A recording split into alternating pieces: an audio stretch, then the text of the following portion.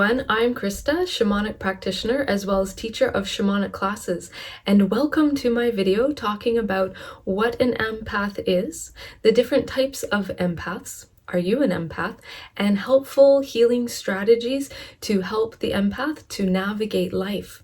So let's dive in. So let's talk about the difference between an empath and having empathy.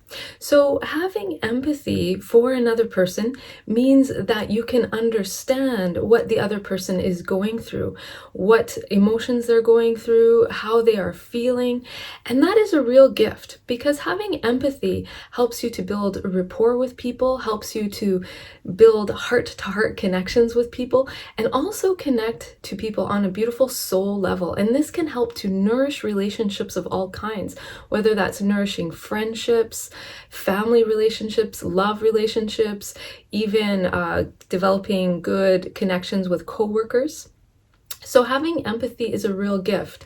You might have been in situations where you might have been with someone who has no empathy. So for example, if you're feeling anxious and you're explaining to a friend of yours why you're feeling anxious, and your friend says to you, well, why are you anxious about that? I don't get it. Like, why would you be worried about something like that? So if someone doesn't have empathy, that can really invalidate the other person's feelings. So having empathy is a beautiful gift. So that's what empathy is. But let's now talk about what an empath is. So an empath has empathy for other people, can understand what they're going through, can understand life circumstances. However, the empath goes one layer beyond that, where the empath can also absorb other people's emotions and stress states and can become affected by that. Or also the empath can absorb the emotional energy and stress energy that is also in the environment. So whether that's at work or in the home or some other type of environment. And the empath becomes an energetic sponge, soaking up that energy from other people, and then the empath can become affected. So for instance, if the empath was around someone who was feeling sad and depressed, they can empathize with that person, understand what they're going through, but then the empath will start to absorb that sadness, and the sadness will start to affect them, and they'll start to become sad or down or blue or start to feel melancholy themselves. Okay, now the empath can also absorb good emotions from other people, so it also goes that way. So if the empath is around someone who is very joyful, cheerful, happy, the empath will also absorb those good emotions and give them a boost so that they're also feeling cheerful, happy, bright, optimistic. But if the empath is absorbing the emotional energies from someone who's feeling angry, anxious, sad, depressed, irritable, then the empath can also start to exhibit those emotions themselves. And right away, they start to experience that. Now, let's talk about the three different types of empaths, the three main different types. So we have what is called the emotional empath. So the emotional empath is someone who absorbs other people's emotions and stress states and starts to experience that and express that themselves. So if an empath was around someone who was feeling anxious about something, and let's say the empath was hanging out with a friend feeling anxious and the empath was feeling really good, over time, spending time with that friend who's in that deep anxiety, the empath will start to then get anxious themselves. That will start to creep in. So why does the empath do that? Well, empaths do that because there's also an unconscious mechanism there that the empath wants the other person to feel better. So the empath will start to absorb some of that emotional tension or that stress to try to help the other person feel better. But that doesn't work very well. So an emotional empath will absorb those emotions from the others around them or from the environment. So if there was a lot of tension in the work environment, a lot of anger or hostility in the work environment, the empath can absorb that and they will become irritable themselves. The second type of empath is what's called the physical empath. So this is the empath, the person who can feel the physical pain of others. Okay, so for instance, if an empath was around someone who had a migraine headache, the physical empath will start to feel tension in their head as well. So it might not be a full-blown migraine, but feeling tension either in the temples, across the head, top of the head, and they'll start to feel that. Or if they were around someone, the empath was around someone who had severe knee pain, just had knee surgery, let's say, the empath might feel in their own body, their own knees start to ache. So that would be the physical empath. But also the physical empath can also translate emotional energy of others in their own body, and that can show up as pain. So for instance, if the physical empath was around someone who was feeling irritable, let's say, the empath can absorb that emotional energy and become affected by it, and that could actually manifest not as much of the empath expressing irritability, but all of a sudden feel like a tightness in the chest. So they would feel the anger as a physical sensation in their own body. So that's the physical empath. The third type of empath is called the earth empath. And this is where the empath is sensitive to world events going on. So if there was a world event going on, a war somewhere, or a devastating storm like a hurricane or a flood or a landslide, or if there was some, heavy political event going on, or let's say there was a plane crash, the empath would feel that before even knowing what that event was. So for instance, if there was a really bad storm and flooding and people were getting caught up in that water and there was a lot of emotions, okay, before the empath knows that that flood is happening, they would start to feel, it's like, oh, I'm starting to feel anxious for like no reason. I'm starting to feel irritable. I'm starting to feel like overwhelmed with emotion and extreme anxiety. It's like, well, where's that coming from? And then all of a sudden the earth empath can turn on the news and lo and behold, in another part of the world, there's this huge storm and flood happening. It's like, oh, that's why I'm feeling that way. So now with these three different types of empaths, just know that you can fall into all three of those categories. So for instance, you can have someone who's more dominant emotional empath, but they can also feel the world events as an earth empath would. So we have blending of the empaths that way. And then maybe once in a while that emotional empath, once in a while may feel physical sensations in their body, but they're more dominant on the emotional empath side. And then there's also, I think worth mentioning, some subcategories of the empath. There's also the animal empath, the person who is sensitive and aware of the emotional states of animals. And there's also the plant empath, which is sensitive, the person who's sensitive to the health and well-being of plants as well as the planet. So these people, for instance, if someone was the animal empath, they might have a profession in that world. They might be a dog walker, veterinarian, or something like that. The earth empath might also gravitate towards professions as being a florist or a landscaper, okay, or an environmentalist in some way. Emotional empaths, they'll tend to gravitate towards professions in the helping professions, healing professions. So that could be a massage therapist, Reiki practitioner, shamanic practitioner, crystal healing. That could also include counseling or psychotherapy, even dentist, those type of professions as well. And even the physical empaths, they might gravitate towards the helping professions, but also more in terms of physical movement. So being a personal trainer or Pilates or also a yoga instructor. So they'll tend to gravitate towards professions in that realm.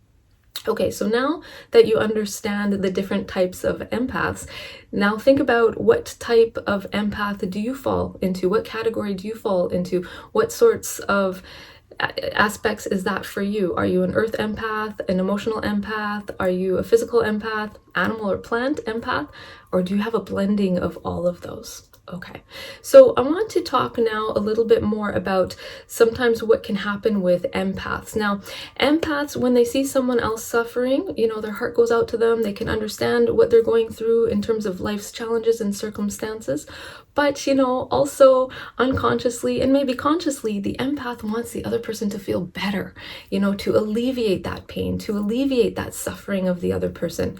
And what can happen sometimes is that the empath might start on an unconscious level, try to control the other person's emotions and help them to feel better. Okay, so there's two reasons why they do that. Reason number one is to try to alleviate the other person's emotions so that they feel better. The second reason is so that the empath can also feel better, because if the other person is feeling better and feeling good, then so will the empath. And that's a bit of a survival mechanism for the empath, or a coping mechanism for them.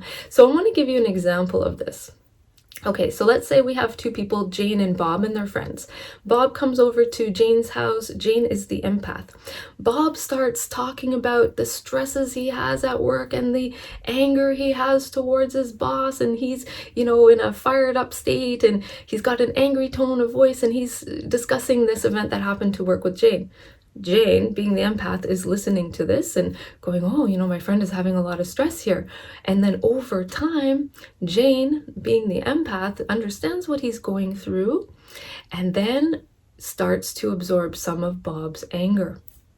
Then what can happen for Jane, let's say she's an emotional empath, she starts feeling anxious. Then she starts feeling a little bit irritable herself. If she also has a tendency towards being a physical empath, she might feel a little bit of nausea in her stomach, or a tightness in her chest, or her breathing might become a little bit more rapid and shallow, or her heart might start beating faster. Okay?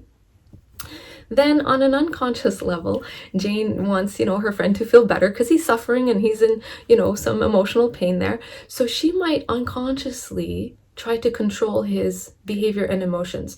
Now, we don't have any judgment when we're talking about this control here, because it just is something that happens. We just observe.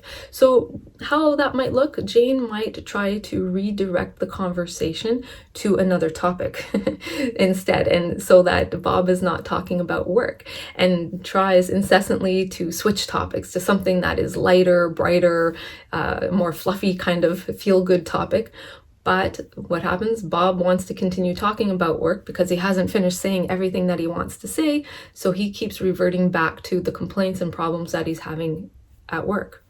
Now, when the empath tries to control the other person's behavior to make them feel better and to make the empath feel better, it doesn't go so well, because what can happen is it can backfire. So on an unconscious level, Bob will feel that Jane is trying to redirect him and try to control the situation and try to get him talking about a different topic, one that's more positive. And what can happen is that Bob will start to feel more angry, more irritable, because he wants to keep talking about it.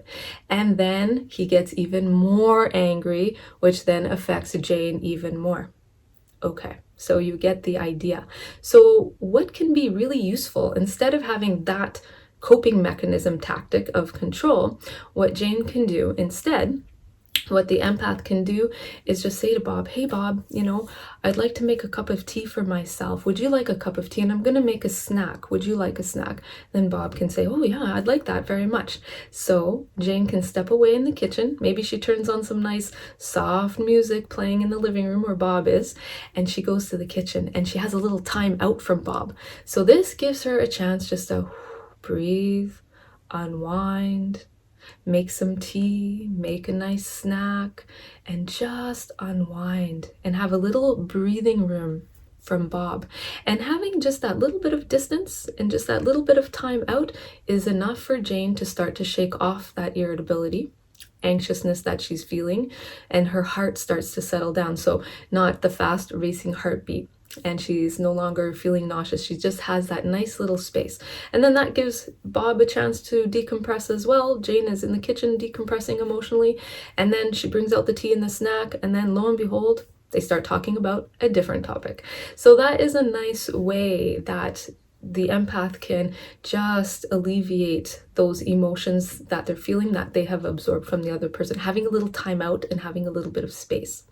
Now, when empaths start to absorb those emotional energies and stress states from people and environments, what can happen is they become also more sensitive to sights, sounds, smells, and touch. So for instance, smelling the smell of onions, no big deal, but let's say the empath starts, making some food, and then all of a sudden it's overpowering, or all of a sudden noises are way too loud. Like hearing a fire truck outside would be no big deal, but when the empath gets sensitive, it's like, whoa, that sound is almost unbearable.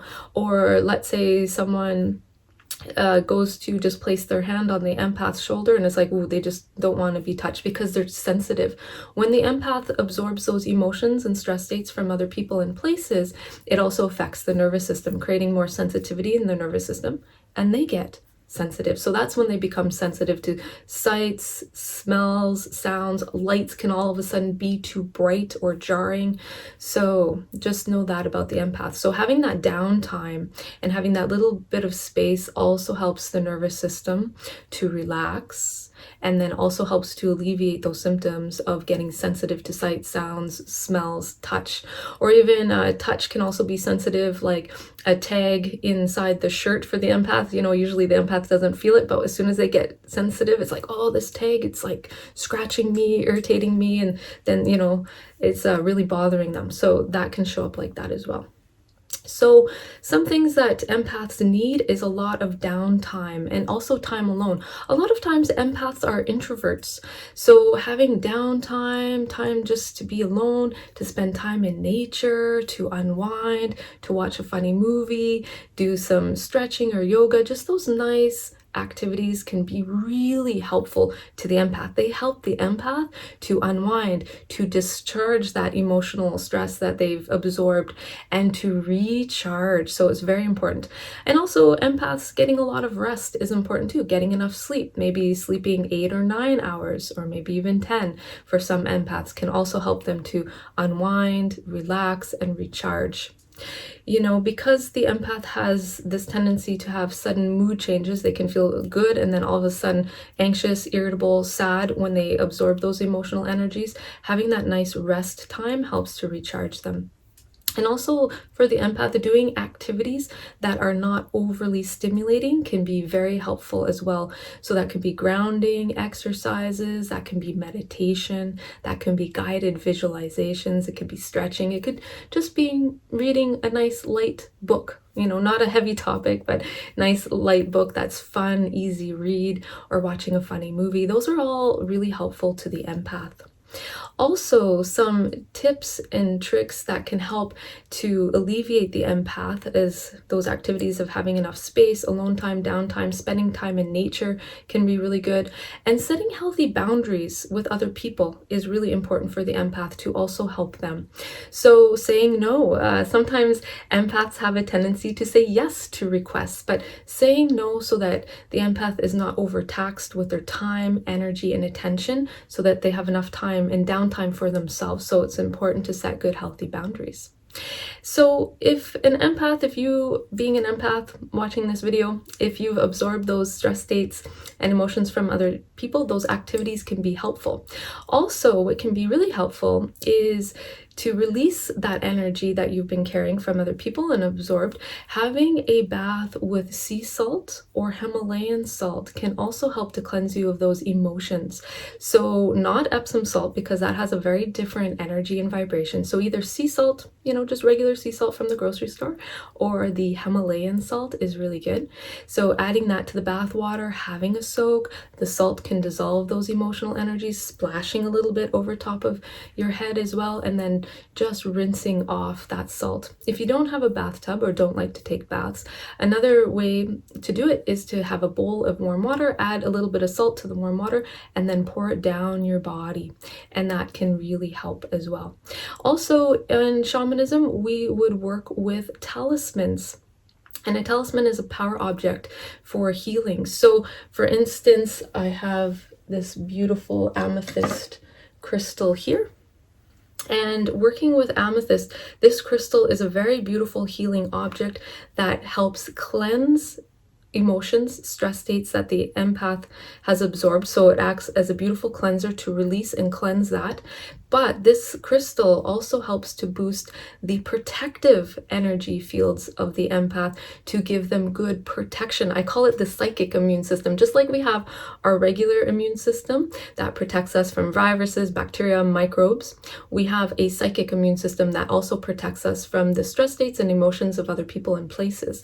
So amethyst can boost that beautiful psychic protection for the empath so that they can feel empathy towards the other person, but not absorb their emotions and stress states. Okay, so I teach a really beautiful class, Psychic Self-Protection for Sensitive People for the Empath, working with amethyst crystal. So I'll leave a link to the class that I teach. I'll leave that in the comments below, in the description below. And I even wear a amethyst bracelet or earrings or a necklace. Myself being an empath, I work with that every day, and these techniques I have developed and teach in that class is amazing. That has helped me over time. I've developed that, learned how to build up my good psychic immune system so that I'm not so sensitive to other people's emotions and stress, so that I can be with them, hold space for them, empathize with them, but not being that energetic sponge. So I've learned over time techniques to do that, and I teach that in my class. And even for myself, you know, I am a healing practitioner. I do shamanic healing sessions and I teach classes, and I also do Reiki and crystal healing, that I can be with all kinds of people as they're going through their emotions and their healing process, to be present to them, to assist them in their healing journey, to empathize with them, but to not be affected by their emotions and stress. All right, so I hope you have enjoyed this video. Thank you so much for watching. If you would like to learn more about shamanic healing or also experience a shamanic healing yourself, I do offer online shamanic healing sessions through Zoom, as well as I teach online shamanic healing classes. So you can check out my website, shamanicspirit.ca, to check out my class listings and to book a healing session on Zoom. All right, so thank you so much for watching. I hope you have enjoyed this video. Lots of love, light, and blessings to you, and may you enjoy this beautiful day.